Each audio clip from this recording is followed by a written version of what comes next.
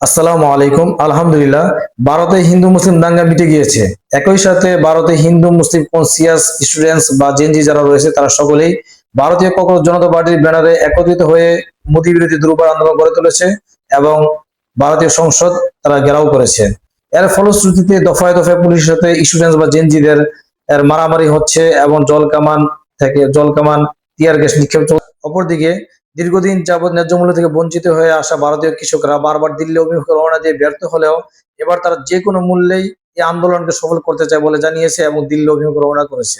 শুধু তাই নয়, ভারতের যত বৃহত্তর রাজনৈতিক দল রয়েছে তারা সকলে কংগ্রেস জনতা পার্টির সাথে একাত্মতা পোষণ করে মোদী প্রতারণার ডাক দিয়েছেন এবং তারা ইতিমধ্যে রাজনীতির মাঠে নেমেছেন।